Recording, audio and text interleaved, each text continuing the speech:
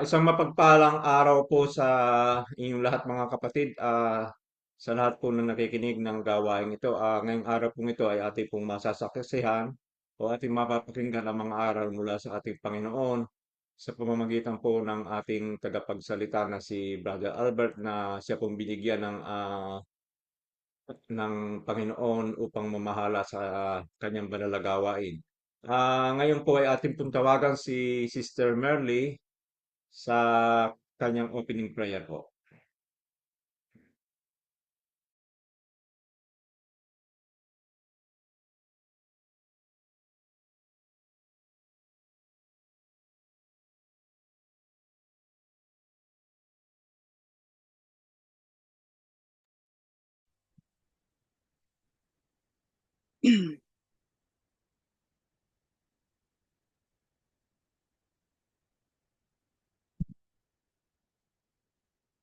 Diyos na sa langit, pinupuri ka namin, nilalawalhati ng tapat, Panginoon. Mapagkalingan Diyos, kami po ay sumasa iyo. Lord God, natutuwa po kami at nagagalak na kami muli nagkasama-sama ng aking mga kapatiran, hindi lang hindi lang hindi lang sila, lahat po ng subscriber nakikinig. Maraming salamat po sa pinagkaloob niyo sa amin ng itong pagkakataon na ito. Panginoon, samahan niyo po kami sa aming gawain na alam po namin kasama namin kayo. Gabayan niyo po kami lahat, lalo-lalo na po si Brother Albert na siyang tangi mo sa paghatid ng iyong magandang balita. Panginoon, salamat po Panginoon sa iyong mga blessings, sa lahat ng papala ng walang hanggan, Panginoon. Lalo na po sa aming buhay na hanggang ngayon narito po kami sa ibabaw ng mundo. Maraming salamat po Panginoon sa aming lahat, sa amin na iyong pinagkakalob na aming kabubuhay. Maraming salamat po sa kaligtasan, sa kalakasan ng bawat isa sa amin. Maraming salamat po, Panginoon. Wala kaming tanging masasabi kundi pasasalamat, Panginoon. Hindi po kayo nagbabago, Panginoon, na kahit anong oras, pwede kaming makalapit sa inyo at tugunan niyo ang aming dalangin. Maraming salamat po, Panginoon. Panginoon po, patawarin niyo po kami sa aming mga pagkakasala. Nawa, Panginoon, bindisyonan niyo po kami ng iyong mapagpalang kamay at ganoon na rin po ang aming mga nararamdaman sa aming katawan. Bawat isa, Panginoon, na kagalingan po ang hangad namin. Lord God, i-bless niyo po, Panginoon, ang may mga ang gawain ito, ang bawat isa sa amin na may mga kanya-kanyang inaat na inatasan. Nawa, Panginoon, ang lahat naming maririnig sa inyo ay maging lakas namin at gabay sa aming buhay, Panginoon. Tulungan niyo po kami, Panginoon, na ito ay tumatak sa aming puso at isipan na kayo po ang manguna sa amin. Lahat po ito ay ganun din po, Panginoon, ang may mga bless niyo din po, Panginoon, ang lahat na may pinagdadaanan sa buhay at nawa, Panginoon, sa nalalapit ninyong Pasko, Panginoon, maging merry ang aming Christmas sa lahat ng bawat isa sa amin. Maraming salamat po, Panginoon.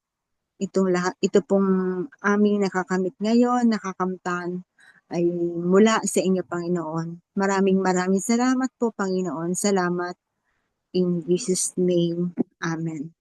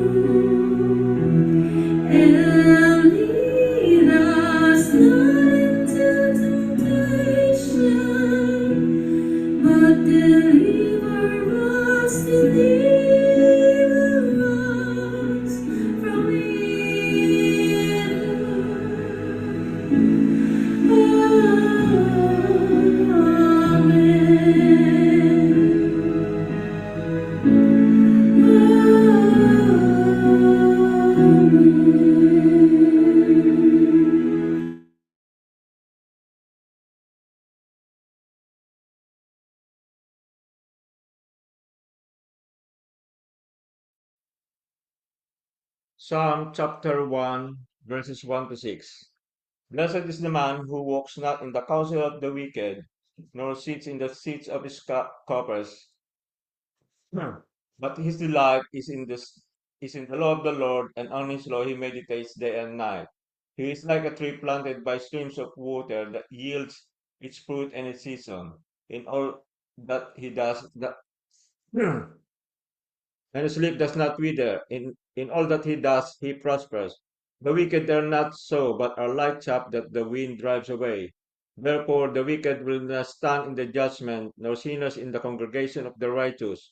For the Lord knows the way of the righteous, but the way of the wicked will perish. This is the word of the Lord.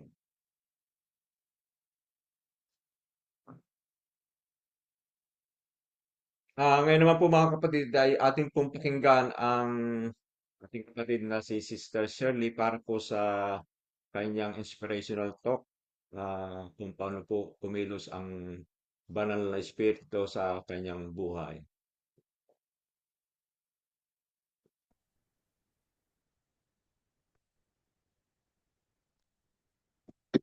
Papuri, parangal, pasasalamat ang aking binabalik sa ating Diyos na buhay. At taos-puso po ako nagpapasalamat sa ating Diyos na pinagkalooban na naman niya ako ng kaunting katalinuhan upang ipahayag ang kanyang magandang balita. Ang akin pong kukuhanin ngayon na balitang galing sa ating banal na salita ay galing po sa 2 Thessalonians chapter 2 verses 13, chapter 2 and ganun din po ang chapter 3, babasahin ko po mamaya. Ito po ang sinabi sa chapter 2 verses 12, 13 hanggang 17 po. Dapat kaming magpasalamat sa Diyos, magpasalamat sa Diyos sa tuwina dahil sa inyo mga kapatid na minahal ng Panginoon. Nagpasalamat kami sapagkat hinirang niya ako upang maunang magpagkalooban ng kaligtasan sa pamamagitan ng kapangyarihan ng Espiritong nagpapabanal sa inyo at sa inyong paniniwala sa katotohanan. Tinawag kayo ng Diyos sa pamamagitan ng mabuting balita. Pinahayag namin sa inyo upang makasama sa kalwalhatian ng ating Panginoong Jesucristo. Kaya nga mga kapatid, manatili kayong matatag sa mga katotohanan. Ituro namin sa inyo ang maging sa salita at sa sulat. Alinawa kayo ng ating Panginoon na Jesucristo, ng ating Panginoon at Ama na umibig sa atin sa kanyang buhay at nagbigay sa atin ng walang pagbabagong lakas sa loob ng matibay na pag-asa. Bigyan nawa kayo ng matatag na kalooban upang ang inyong maipahayag at maisagawa ang lahat ng mabuti. Ito pong aking pagkaunawa sa talatang ito po ay tunay na nangyayari sa aking buhay. Dahil ako po ay natatamasa ko ang kabutihan ng ating Panginoon. Ako po ay taos-pusong nagpapasalamat sa ating Diyos at isa ako sa kanyang narito sa gawain ito. Kaya ako po ay pinagkalooban ng kaligtasan sa pamamagitan ng ating banal na Espiritu. Ang Panginoon ay ang kaligtasan ng ating pagkatao, ang ating paniniwala, nalalaman ang katotohanan, at taos-puso akong nagpapasalamat. Tayo po'y tinawag ng Panginoon at tinanggap ng ating banal na Espiritu upang ipahayag at ang magandang balitang ito'y upang tayo matuto at na ang lahat ay maging kasama natin ang ating Panginoon. Kalwalhatian ng ating kaluluwa, ang pakikipag-isa sa Panginoon. Kaya mga kapatid, manatili tayong tapat, matatag na katotohanan. na dapat sundin kung ano ang nakasulat sa mga naririto sa ating gawain, Church of God in Christ Jesus. Isagawa ang lahat ng ito dahil ang Panginoon ay may pinagkakalooban tayo ng maraming ng mga pagmamahal, awa at pag-ibig sa ating buhay na may kasamang pag-asa at anuman ang nangyayari sa ating buhay, ang pag-asa ay matibay na ang ating kalooban ay isang matatag. Atin pong paglabanan ang mga dumadaan sa ating buhay, lalo na ang mga buhay na naririto sa ibabaw ng mundo. Tayo po ay tinanggap na natin ang ating banal na espiritu at ito po tayo yung ating matatanggap ay ang ating kaluwalhatian at ang ating kaluluwa ay tatanggap din ng walang buhay na walang hanggan. Sa tunay na buhay ko po, talagang natanggap ko na ang lahat ng ito. Kanya lang kung minsan, aaminin ko, nagkakaroon ako ng kahinaan sa aking pagsasalita, sa aking mga iniisip. Pero yun ay madali kong naalaala at naiisip ko na ako'y nagkakamali. Kanya ang aking ginagawa ay patawad kaagad ang aking nasa sa isip o kung minsan ay salita ang aking nababanggit sa aking bibig upang humingi ng kapatawaran sa mga kahinaan kong nangyayari sa pagsasalita. Sa tunay na buhay ko, natanggap ko na ang Panginoon at patuloy akong lumalakad at nakakamtan ko kung ano ang aking nangyayari sa aking buhay sa simula't simula hanggang sa pagdating ko dito sa bayang ito. Oo nga, nagkulang ako dahil ang iniisip ko, ang makakamtan ko, ang material na bagay, ang financial, yung po'y nakuha ko dahil sa lakas at ang aking tanging iniisip sa ikabubuti ng aking mahal ng mga pamilya sa aking buhay. Pero dumating ang araw na ako'y parang nadadapa, nagkaroon ng family problems. Yun po ay ibinangon ko at ako po ay nagpakumbaba sa buhay ng may asawa at sa buhay ng pamilya. Marami akong nakamtan, ang mga pagsupok, ang mga lahat ng aking buong pagkatawan ay nakakaramdam ng mga panghihina, higit sa lahat ang espiritual sa ating buhay, nagdadarating sa ating buhay. Yun po ay sa pamamagitan ng paglapit ko sa Panginoon. Unti-unti akong nagkaroon ng kalakasan at naibamon ako at hanggang sa aking paglipas ng mga taon, nakayanan ko ang lahat ng buhay na iyon. Habang sa pagtanda at sa aking katawan, sinabi nga po sa ating banal na salita ng ating katawan ay ito po ang templo ng ating Panginoon, ay templo din ng ating buhay. Kaya yun ay nilabag ko sa pamamagitan ng aking ginamit ko ang lahat ng lakas hanggang sa sumapit ang mga bandang huli. Nagkaroon ako ng aking panghihina, ang aking mga nararamdaman ay nagkaroon ako ng mga karamdaman. Pero sa pamamagitan ng aking pagtitiwala at ang dugo ni Kristo ang siyang nagpagaling sa akin, kaya iyon ninalampasan ko hanggang sa lumakas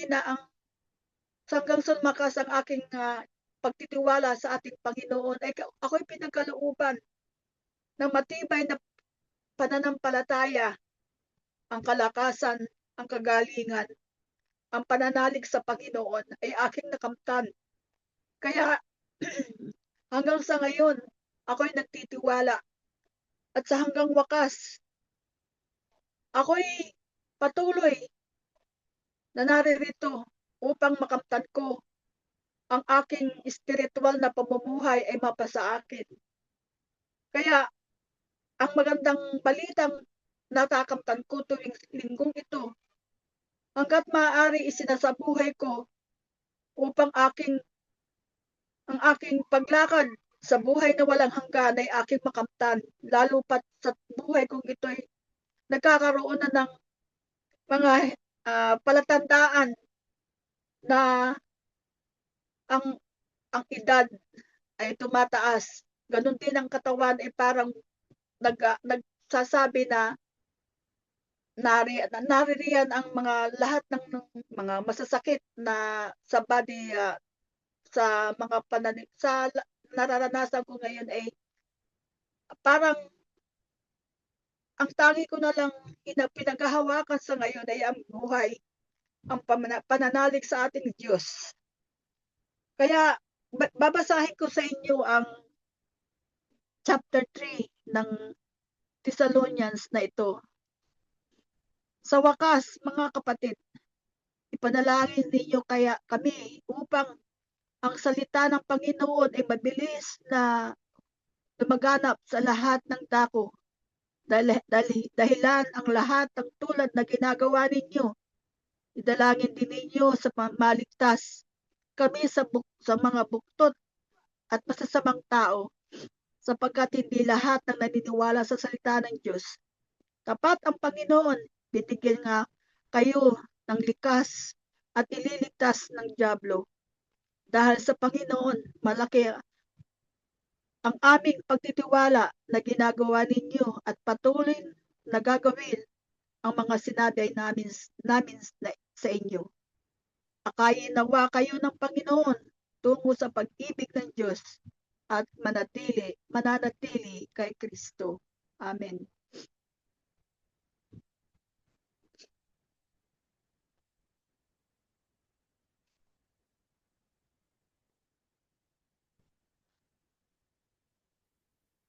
Maraming salamat po, Sister Shirley, sa napaka-inspired na bahagi ng salita ng Diyos. At ngayon po ay atin pong pakinggan ang mga salita ng Diyos na papaliwanag natin sa pamamagitan po ni Brother Albert na siya pong ginagamit ng ating Panginoon.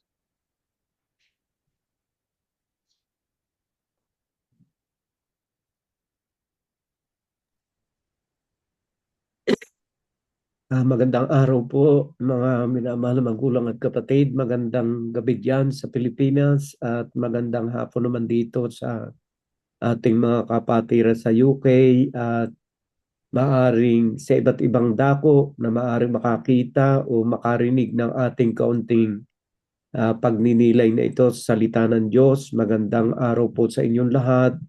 At dalangin ko po na ang kapayapaan at ang pag-ibig ng Diyos ang siya maghari sa bawat isa sa atin. Alam po ninyo mga kapatid, sa daigdig na ito talagang hindi tayo makakaiwas sa mga suffering, pagtitiis, whether you are a Christian, whether you are not a Christian, anumang klase ng ating kinatatayuan sa buhay, may pananampalataya man o wala, lahat ay mayroong mga pinagdadaanan sa buhay. Pero meron nga lang pagkakaiba, yung may pinagdadaanan sa buhay na may Diyos kaysa wala. Ang sinasabi po rito sa aklat ng 1 Corinthians,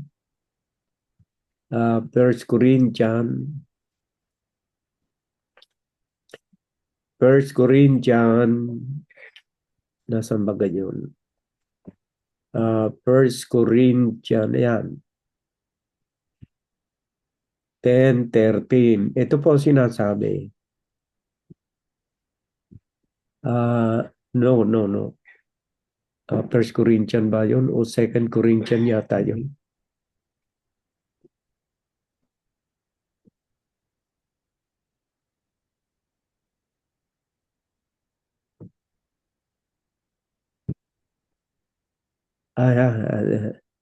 Second Corinthians, First Corinthians yan po yata yun. My God.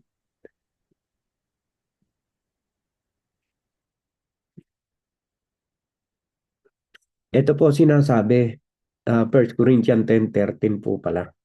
Hindi dumating sa inyo anuman tukso, kundi yung matitiis ng tao. Ang kausap po rito ni Saint Paul, yung mga believers.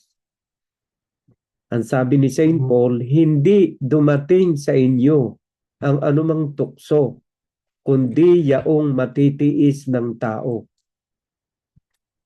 Datapwat tapat ang Diyos na hindi niya itutulot na kayo'y tuksuhin ng higit sa inyong makakaya, kundi kalakip din ng tukso ay gagawin naman ang paraan ng pag-ilag upang ito'y inyong matiis. So mayroon pong mga tiisin talaga. Whether you are Christian, you are not Christian, believers or not believers, parehong mayroong mga tukson dumarating sa ating buhay. Ang pagkakaiba lang ng mayroong Diyos ay hindi raw tayo pahihintulutang tuksohin ng hihigit sa ating makakaya. So, kinukontrol pala ng Diyos yung mga pangyayari sa buhay ng mga nananampalataya sa Kanya at naniniwala.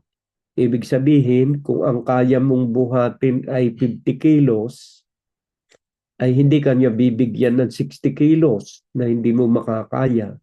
In the same way, sa problema, ay hindi Kanya pahihintulutan na magkaroon ng problema na lalampas sa makakaya na iyong isipan. Kasi yung ating pong utak, merong limit. Kagaya rin ng ating lakas ng katawan, may limitasyon. Kayang buhatin ng iba, hindi naman natin kayang buhatin kasi mas malakas yung kanilang katawan kaysa atin. In the same way, ang Diyos nakikita yung ating capacity, yung ating makakaya. Ang pangako rito ay yung kaya mo lamang tiisin. So if you are believers of God, sumusunod ka sa Kanyang kalooban, yung kaya mong tiisin ang makakarating sa iyong buhay, ang pahihintulutan, yung kaya mong tiisin. Ngayon, ang tanong doon ay siyempre ito sa believers, doon sa mananampalataya. Ay merong nung isang beses na ako nagpipreach noon sa El Shaddai. Ang sabi sa akin, Brother Albert, paano po yung kakilala namin na tumalon sa building, nagpatiwakal? Aywan ko ba kung nasa 6th floor siya na tumalon daw sa bintana at nagpatiwakal?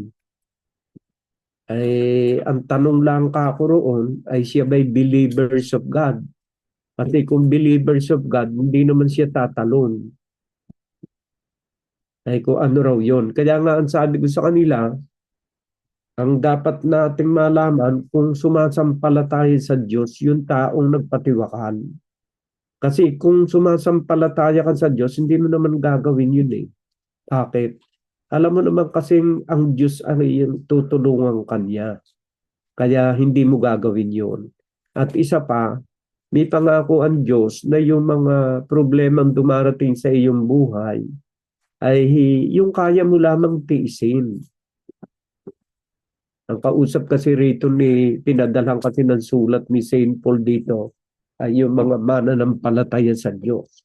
At kung tayo sa ating kapanahon ay nananampalataya sa Diyos, ito ring sulat na ito ang may apply natin sa ating buhay. Na tayo nakatitiyak na hindi tayo pababayaan ng Diyos. Okay, nandyan, may mga suffering. At totoo naman yan. Whether ikaw ay nasa pananampalataya at hindi, meron kayong tiisin. Ang buhay natin dito sa mundo, sabi nga ni Francisco Balagtas, ay mundo ng pagtitiis. Lahat ay may tiisin. Ang magulang nagtitiis sa mga anak. Ang mga anak nagtitiis din. Ang ama nagtitiis. Lahat tayo'y may tiisin sa ating pang-araw-araw na buhay. Ayun na nga laang patatagan ng pananampalataya sa Diyos. Kailangan matatag tayo sa pananampalataya sa Diyos. Kasi mayroong mga tiisin hindi naman galing sa Diyos. Kagaya po ng dito sa dito po sa aklat ng 1 Peter chapter 2 verse 20, ito po sinasabi. Chapter 2 verse 20, ito po sinasabi. Sa wikang Tagalog po ito. Ayan, verse 20. Sapagkat ito'y kalugod-lugod kung dahil sa budhing ukol sa Diyos ay magtiis ang sinuman na mga kalumbayan na magbata ng di matuwid. Ang nakakalugod po pala sa Diyos kung ang ating pagtitiis ay ukol sa Diyos. Anong ibig sabihin? Kung dahil sa iyong pagsunod sa kalooban ng Diyos, nagtitiis ka, kalugod-lugod yun sa Diyos. Halimbawa, mayroong nanunukso sa iyo na babae. Alam po ninyo yung babae, yan ang mga target yan po ang mga instrumento ng masama para maibagsak ang hari o sino man taong naglilingkod halimbawa sa Diyos, ginagamit ang babae. At ang isa pang sumisira, yung alak. Alak at babae ginagamit upang masira ang isang hari at mawala sa katinuan. Pero ito po, yung pagtitiis na binabanggit dito, sapagkat ito'y kalugod-lugod. Kung dahil sa budhing ukol sa Diyos ay magtiis ang sinuman ng mga kalumbayan na magbata ng di matuwid. Talagang magtitiis. Halimbawa, mag-asawa kayo. Sa mag-asawa po kasi, yan isang sitwasyong mapanganib. Yung mayroong kang pamilya. Bakit ko po nasabi? Kasi yung po kasing damdamin ng tao lumilipas. Naaring yung damdamin mo nung araw ay hindi mo na damdamin ngayon sa iyong asawa habang lumilipas ang panahon. Pero it doesn't mean na ikaw ay hindi na magiging tapat. Ang pinagsama ng Diyos hindi dapat paghiwalayin ng tao. At yun ay utos ng Diyos sa mag-asawa. Na ibig sabihin, mula sa inyong kabataan na ikaw ay punong-puno ng pagmamahal sa iyong asawa nung kabataan ka habang tumatagal, nalelesyon, pero it doesn't mean na ikaw ay hihiwalay sa iyong asawa. Kasi utos ng Diyos na ang pinagsama ng Diyos huwag paghiwalayin ng tao. So, nagtitiis ka. Kahit na ikaw ay tinutukso ng iba, pinaglalabanan mo. At yung iyong pagtitiis upang hindi ka magkasala sa iyong asawa, kalugod-lugod sa Diyos yun. Kalugod-lugod. Very good ka sa Diyos. Tinutukso ka para ikay magkasala sa iyong asawa, pinagtitiisan mo. Ay kalugod-lugod sa Diyos yun. Dati kang magsusugal, inaakay ka ngayon ng dati mong kaibigan na magsugal, pinagtitiisan mo na hindi ka magsugal. Kalugod-lugod sa Diyos yun. Bakit? Ay kasi gusto mo masunod ang kalooban ng Diyos Mga anumang pagtitiis ng bunga ng ating pagsunod sa kalooban ng Diyos, kalugod-lugod sa Diyos ang ating pagtitiis.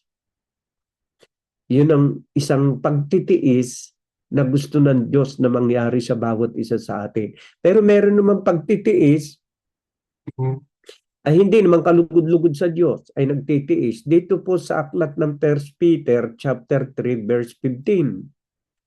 Ang sabi po ay ganito. Ayan. 14 po pala. 1 Peter chapter 3 verse 14. Datapat kung mga bata kayo nang dahil sa katuwiran ay mapapalad kayo. Ayan, oh. Ito pala, tama rin ito. Kung tayo pala nagbabata nang dahil sa katuwiran, mapapalad tayo. Ayun. Merong binabanggit dito tungkol sa ah, dito sa verse chapter 2 po pala 'yon. Ayan.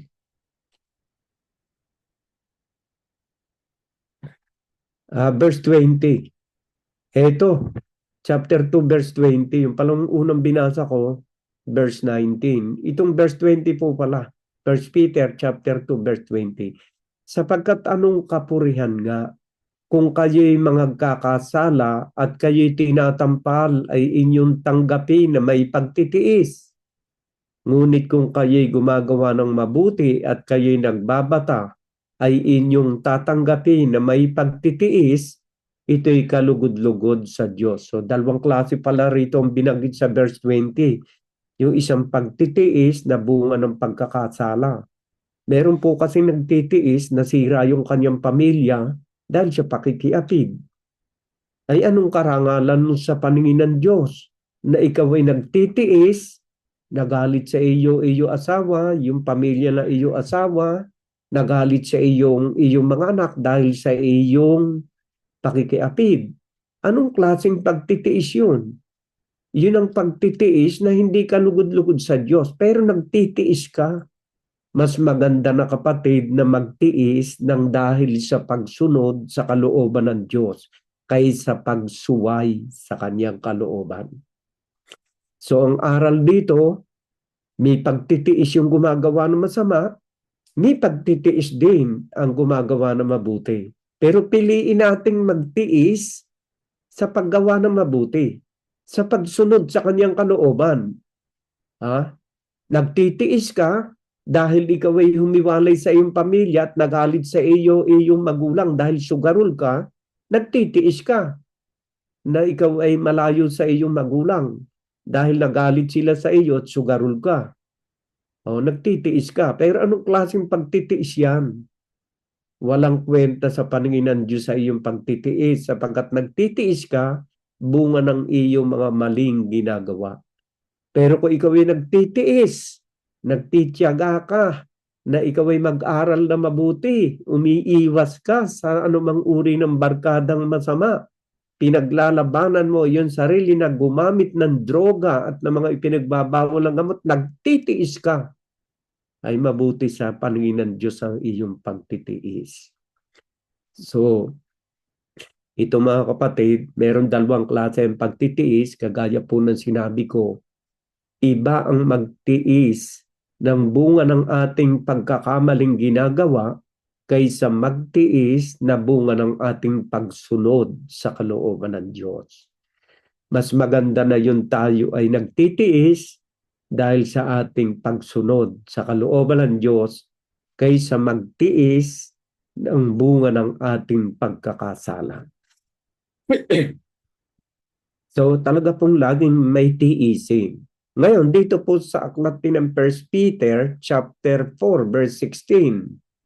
Ito po naman sinasabi dito, pagtitiis din ito. Ngunit kung ang isang tao ay magbata, alam po ninyo magbata, wikang Tagalog, yun po'y katulad din ng magtiis. Ngunit kung ang isang tao ay magbata, na gaya ng Kristiyano, ay huwag mahiya, kundi luwalhatiin ang Diyos sa pangalang ito. Ikaw ay nagbabata na gaya ng Kristiyano. Ikaw ay nagtitiis. Itinatakwil ka dahil sa pagiging Kristiyano mo. Iniaaral mo ang aral ni Kristo. Ipinipreach mo yung mga aral ni Kristo. Nangagalit sila sa iyo. Ay huwag kang mahiya sapagkat kaya ka pinag-uusig ay dahil sa iyong pagsunod sa kalooban ng Diyos. Halimbawa, nangagalit kayo dahil iniaral ni Kristo na huwag kayong sasamba sa mga Diyos-Diyusan. Nangagalit kayo sa akin Ako ngayon nagbabata ng pagtitiis bilang Kristiyano. Pero okay lang yun. Kaluguran ko yun sa harapan ni Kristo na magtiis alang-alang sa kaligtasan ng inyong kaluluwa. Pero nagtitiis ako dahil sa paggawa ko ng masama. Pinagsamantalahan ko ang pera ng gawain, ginagastos ko. Ako'y nanghihingi lagi sa inyo ng pera. Ay ngayon nangagalit kayo sa akin, ay masama po yun. Pero kung ako'y nagtitiis dahil sa ipinipreach ko sa inyo na sabi ng Diyos, huwag kayong sasamba sa Diyos-Diyusan, nangagalit kayo. Ay yung pagtitiis ko'y makabuluhan sa paningin ng Diyos. Hindi ko po yung pinagsisisihan. Halimbawa, sabi ng Diyos, huwag makikiapid. Ay nandito ko sa gawain, iniaral ko ang aral ng salita ng Diyos. Huwag kang magnanakaw, huwag kang makikiapid. Ay ikaw babaero, nagalit ka sa akin. Karangalan ko sa paningin ng Diyos ang aking pagtitiis sa iyo. Bakit? Ay gusto ng Diyos maligtas ka eh. Kaya iniaral yun. So my dear brothers and sisters, lahat tayo may tiisin. Pero mas magaling na magtiis tayo at mga galit kayo sa akin nang dahil sa aral ng salita ng Diyos. Kung kayo halimbawa magalit sa akin dahil kinalakihan na nga naman natin yung pagluhod sa mga imahin, pagsamba sa mga Diyos-Diyusan, nangagalit kayo sa akin, okay lang yon mga kapatid. Ang mahalaga, may preach ko sa inyo ang totoong aral ng Ebanghelyo na ipinagkait ng napakahabang panahon sa ating buhay. Ako man, nung unang panahon, napagkaitan yan. Kasi hindi ko naman narinig sa mga simbahan yung aral na yan. Pero nung buksan ng Diyos ang aking kaisipan tungkol sa kanyang mga salita, ang Diyos po kasi kaya dapat natin paniwalaan yung kanyang salita. Hindi po kasi bawal sa kanya magsinungaling. Ang Diyos po hindi maaaring magsinungaling. Kaya lahat ng kanyang mga binanggit sa Biblia, totoo po yun, tama. Basahin ko po sa inyo sa aklat ng Titus. Ito po sinasabi. Aklat ng Titus, chapter 1, verse 3. Nasaan ba yung Tito? Wala yata yung Tito. Aklat po ng Titus, chapter 1, verse 2 po pala. Sa pag-asa sa buhay na walang hanggan na ipinangako ng Diyos na di makapagsisinungaling buhat pa ng mga panahong walang hanggan. Ay bago hindi natin paniniwalaan yung kanyang salitang huwag kayong sasamba sa mga bagay na nilikha ng kamay ng tao, hindi natin paniniwalaan ito. Ay ang Diyos nga hindi maaaring magsinungaling. Ito pa sabi niya sa aklat ng Roma 1:25. Ganito po kasi yung ating pinagagagawa eh. Roma chapter 1 verse 25. Ito po. Ayan. Dahil dito ay sa karumihan ng mga pita ng kanilang mga puso ay ibinigay sila ng Diyos sa kahalayan upang alisan nila ng puri ang kanilang mga katawan sa kanilang sarili. Sapagkat pinalitan nila ang katotohanan ng Diyos ng kasinungalingan at sila'y nagsisamba at nangaglingkod sa nilalang kaysa lumalang na siyang pinupuri magpakailanman siya nawa. So bawal po pala yung sumamba sa nilalang. Kahit nga po yung anghel, ayaw niya siya sasambahin kasi siya nilalang din lang. Ang dapat po nating sambahin yung lumalang, hindi yung nilalang. Yan po ang malinaw na dapat nating maintindihan. Dito po sa aklat ng awit 95, 6.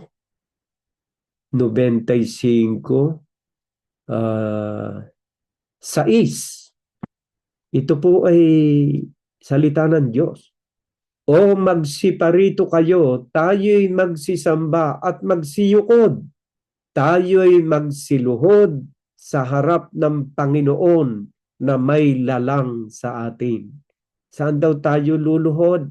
Saan tayo yuyukod? Sa Panginoon na may lalang sa atin. Yung ating Creator. Hindi po yung nilalang, kundi yung lumalang ang ating yuyukuran, luluhuran at sasambahin. At paano namang paraan natin sasambahin ang Diyos? Oh, dito po sa aklat ng Juan chapter 4 verse 23. Ayan ang sinasabi, verse 23. Tagalog po yung binabasa ko. Datapwat dumarating ang oras at ngayon nga nasasambahin ang mga tunay na mananambang Ama sa Espiritu at katotohanan, sapagkat hinahanap ng Ama ang mga gayon na maging mananamba sa Kanya.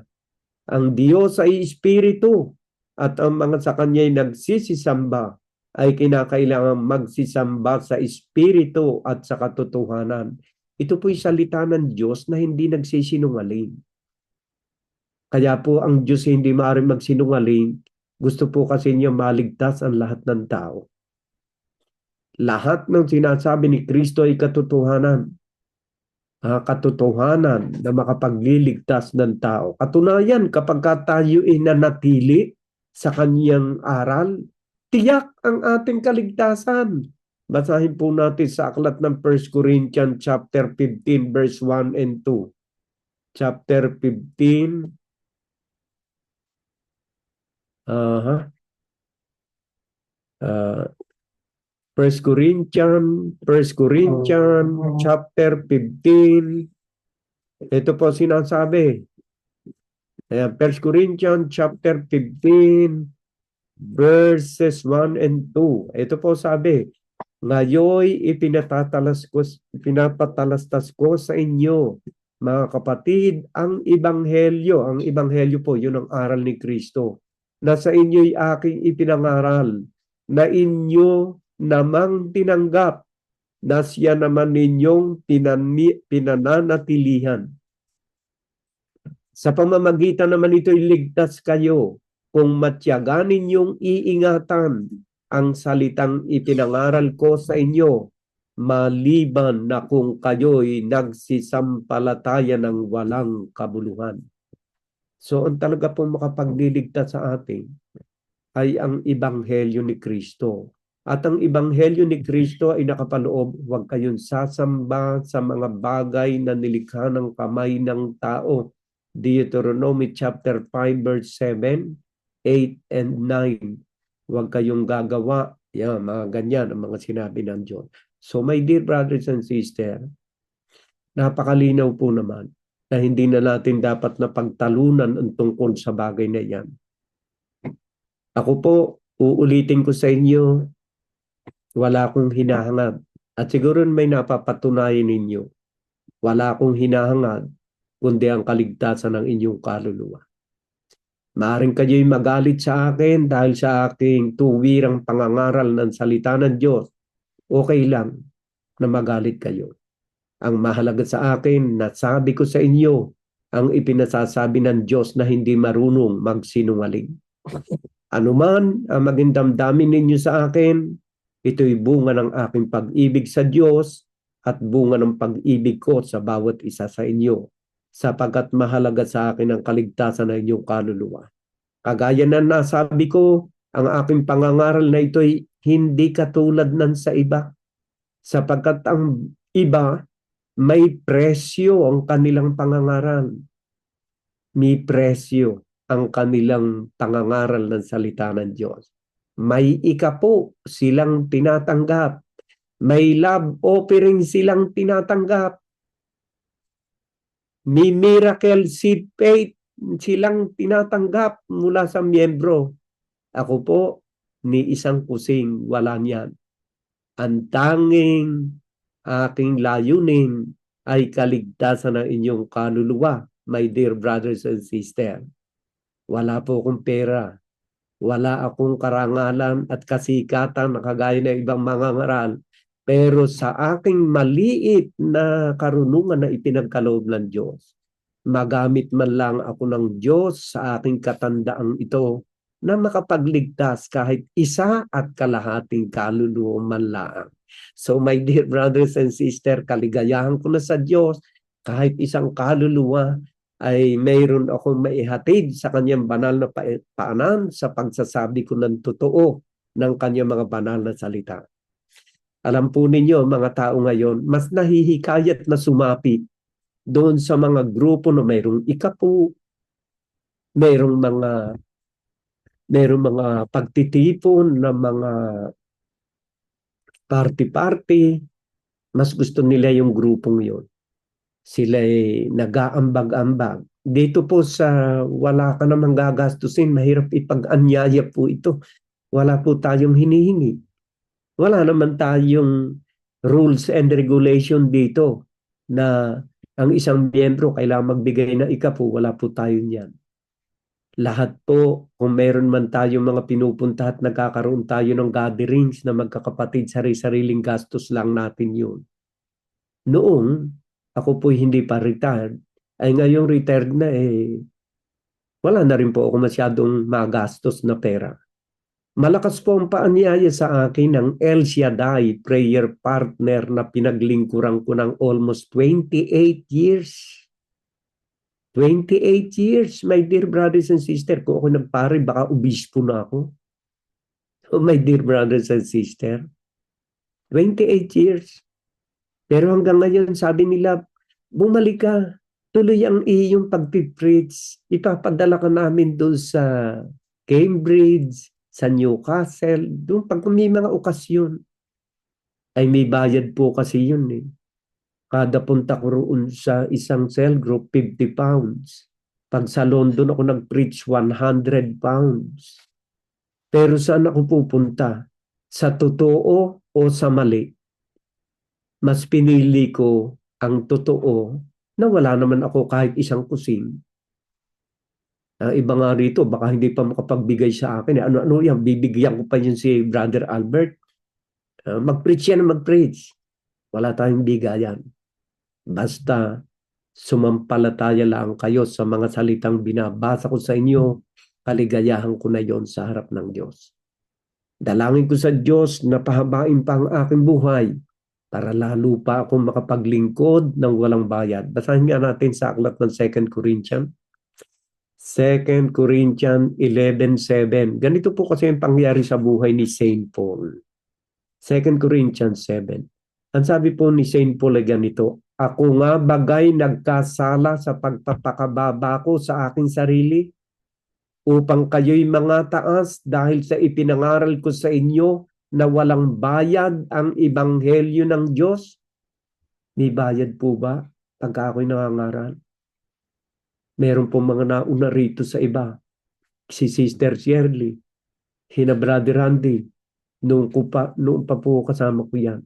Matatanong ninyo sila kung ako binabayaran. Wala pong bayad ang aking serbisyo. Balik nga ulit tayo roon sa binasa ni Sister Shirley doon sa aklat ng Thessalonian, 2 Thessalonian 2:13. Yan po sinasabi. Ang sabi po ay ganito. Ngunit kami ay nararapat magpasalamat sa Diyos dahil sa inyo mga kapatid na minamahal ng Panginoon sa pagkahirang sa inyo ng Diyos buhat ng pasimula sa ikaliligtas sa pagpapabanal ng Espiritu at pananampalataya sa katotohanan. Si Saint Paul, ang sulat na ito, katakot-takot ang pasalamat sa Diyos dahil doon sa pagsunod ng mga kapatiran sa Thessalonica. Ayan. Sa kalagayang ito'y tinawag niya kayo sa pamamagitan ng aming ebanghelyo upang magkamit ng kaluwalhatian ng ating Panginoon Jesucristo. Matanong ko nga kayo, my dear brothers and sisters, bakit kayo naririto sa gawain? Sino ang tumawag sa inyo? Hindi naman ako ang tumawag sa inyo. Ang tumawag sa inyo ay ang ebanghelyo ng ating Panginoon Jesucristo. Nananatili kayong naririyan, nakikinig, dahil tinatawag kayo ni Kristo sa pamamagitan ng kanyang ebanghelyo upang magkamit ng kaluwalhatian ng ating Panginoong Jesucristo. Tayo po'y nililinis ng kanyang mga salita hanggang sa tayo'y maging ganap na kagaya ng ating Panginoong Jesucristo. inihahanda tayo during the judgment day. Basahin nga natin sa aklat ng 1 Peter 4:16 and 17. 1 Peter chapter 4 verse 16 and 17. Ito po sabi, my dear brothers and sisters. Ngunit kung ang isang tao ay nagbata na gaya ng Kristiyano ay huwag mahiya, kundi luwalhatiin ang Diyos sa pangalang ito. At sa verse 17, sapagkat dumating na ang panahon ng pasimula ng paghuhukom sa bahay ng Diyos. Kayo po ba'y naniniwala na kayo nasa bahay ng Diyos? Maaaring ang sagot ninyo, opo, kasi ang bahay po ng Diyos ay ang iglesia ng Diyos. Ay kung ikaw ay nandun sa iglesia Pentecostal, ikaw ba'y nasa bahay ng Diyos? Ay sinasabing ang bahay ng Diyos ay itong iglesia ng Diyos. Ayan. At kung ikaw ay nasa iglesia ng Diyos, hinuhukuman ka na ng Diyos. Ito po sabi, sapagkat dumating na ang panahon ng pasimula ng paghuhukom. Nagsisimula na ang paghuhukom. Saan? Sa bahay ng Diyos. At saan ang bahay ng Diyos? Iglesia ng Diyos. Ay dagdagan ko nga yung pagbasa roon. Baka bahay ng Diyos, iglesia ng Diyos. Nasaan ba yun?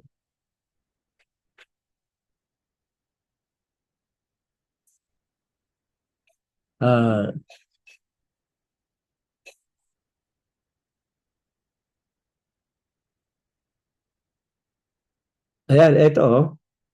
1 Timothy chapter 3 verse 15. If I delay, you may know how one ought to behave in the household of God, which is the church of the living God, a pillar and buttress of the truth. 1 Timothy chapter 3 verse 15. Ayan. 1 Timothy chapter 3 verse 15. Ayan. Ang sabi po rito sa wikang Tagalog, para mapatunayan nating ang bahay ng Diyos ay ang iglesia ng Diyos ay ganito. Ngunit kung ako'y magluwat na mahabang panahon, ay upang maalaman mo kung paano dapat sa mga tao na ugaliin nila sa bahay ng Diyos na siyang iglesia ng Diyos na buhay at haligi at suhay ng katotohanan. Kayo po ba'y nasa bahay ng Diyos? Nasa bahay kayo ng Diyos sapagkat ang bahay ng Diyos ay ang iglesia ng Diyos. Yan po yung ating samahan na iglesia, Church of God. Ayan. Ngayon, kung ikaw ay nasa loob ng bahay ng Diyos, sa iglesia ng Diyos, nung mapako ba si Jesus sa krus ng Kalbaryo, sino po ba ang binilin niya ng kanyang dugo? Sino po ba yung binili niya ng kanyang dugo?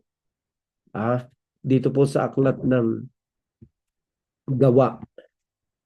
Gawa, Book of Acts, chapter 20, verse 28. Kung tayo ay nasa bahay ng Diyos, na iglesia ng Diyos, ay sino po ba ang binili ng Diyos? Yung po bang nasa bahay niya ang kanyang binili? Ito po sinasabi sa aklat ng Gawa, chapter 20, verse 28. Ingatan ninyo ang inyong sarili at ang buong kawan na sa kanila'y ginawa kayo ng Espiritu Santo ng mga obispo upang pakanin ninyo ang iglesia ng Diyos na binili niya ng kanyang sariling dugo. So kapag ikaw pala'y nasa bahay ng Diyos, which is the Church of God, binili ka ng dugo ni Kristo. Kaya ikaw ngayon, bagong nilalang ka na. Bakit? Nandito ka na sa bahay ng Diyos, na iglesia ng Diyos. Meron po bang binabanggit na binili ng banal na dugo ni Kristo na ibang iglesia? Wala po naman binabanggit sa Biblia na ibang iglesia na binili ng kanyang dugo maliban sa iglesia ng Diyos. And we are very lucky enough. Tayo ay mapalad sapagkat tayo ay napabilang sa binili ng banal na dugo ng ating Panginoon Jesucristo upang maihanda tayo na magpatuloy na paggawa ng mabuti At sa bandang huli, ang inaasam-asam natin at inaasahan na buhay na walang hanggan na ipinangako ng Diyos na hindi marunong magsinungaling. So my dear brothers and sisters, ang ating pong grupo ay iilang piraso lang tayo. Iilan lang tayo. Mahirap pong maghikayat ng isang grupo na walang-walang kapira-pera. Pero ipinagmamalaki ko sa harapan ng Diyos at sa harapan ninyo, my dear brothers and sisters, na wala po tayong bahid ng pera sa gawaing ito, maliban kundi ang kaligtasang iniaalok ng Ebanghelyo sa bawat isa sa atin. Dalangin ko sa Diyos na kayo'y manatili, magkaroon ng pagtitiis na laging makinig ng kanyang banal na salita. Wala po kayong gagastusin. Mas gusto ng iba yung grupo na gastos dito, gastos doon. Wala po kong pakialam sa inyong gastusin. Ang aking pinakikialman, kaligtasan ng inyong kaluluwa. Kaya nga lang, upang tayo'y maligtas, masakit kung minsan ang aral ng salita ng Diyos. At kung kayo'y magtitiis hanggang wakas sa pakikinig ng kanyang banal na salita, kung ito may masakit pakinggan sa ating pandinig, na ititiyak ko ang kaligtasan ng inyong mga kaluluwa. So my dear brothers and sisters, sana po kahit paano manatili kayo lalo sa gawain ito. Ipagyayanin niyo ang isang gawaing walang money involved, kundi kaligtasan ng ating kaluluwa. Nawa ang pagpapala at kaligtasan mula sa ating Panginoong Jesucristo ang siyang maghari sa bawat isa sa atin, ngayon at maging sa mga darating na panahon ng ating buhay. Amen.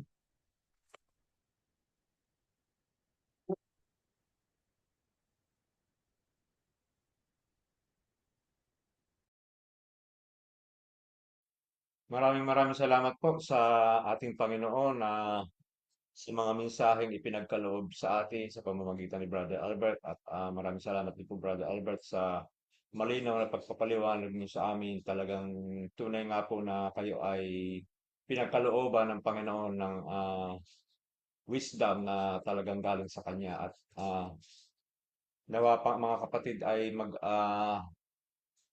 tumimo sa ating puso at isip ang ating mga salita, ang mga salita na ating napakinggan sa araw na ito at ating pong isabuhay.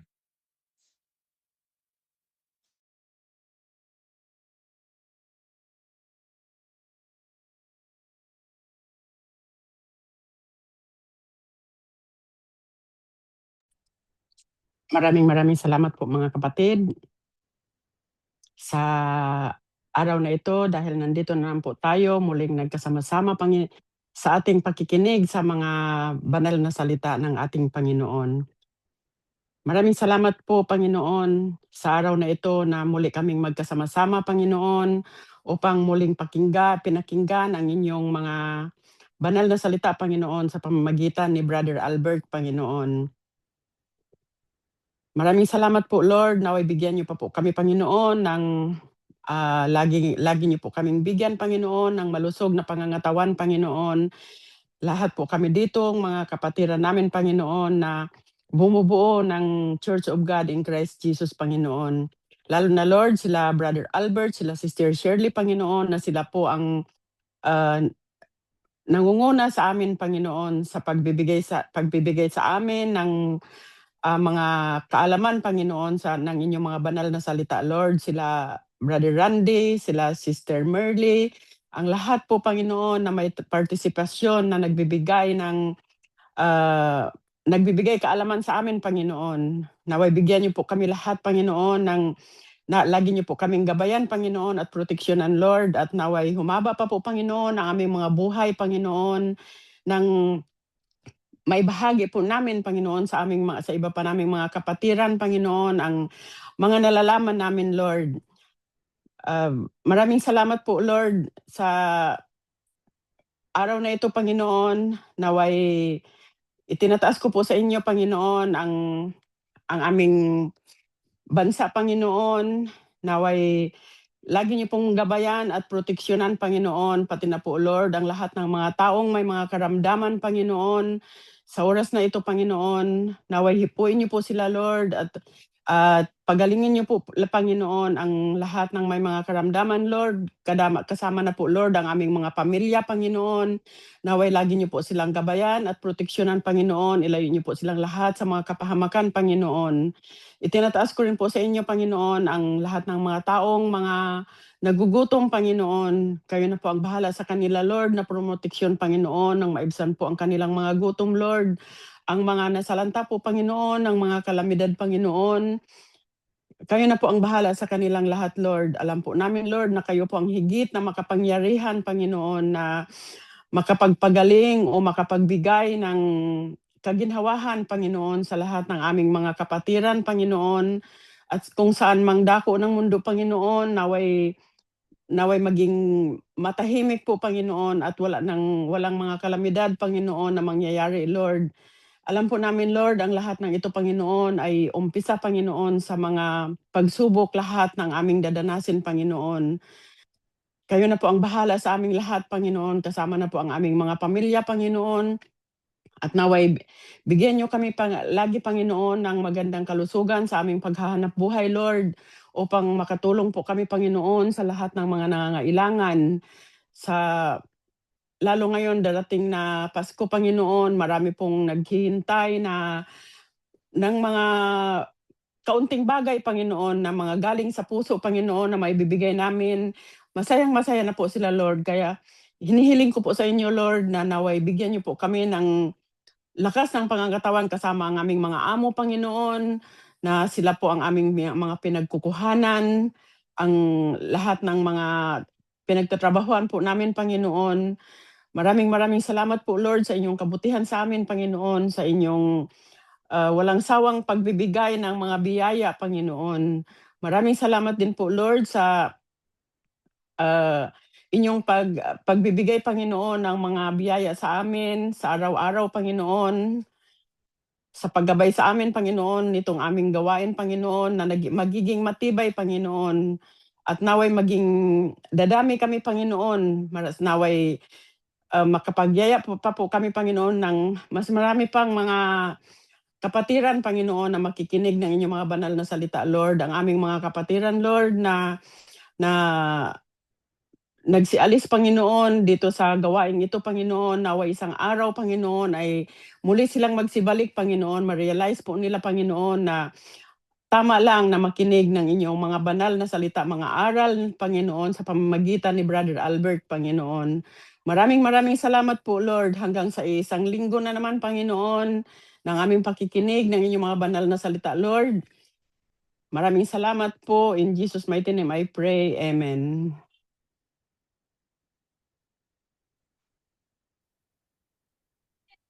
Muli po mga kapatid, maraming salamat po sa inyong pagdalo sa araw na ito sa kanyang banal na gawain. At kita-kita po muli tayo sa susunod na linggo sa ating gawain. At yan lamang po. At maraming salamat po at God bless us all.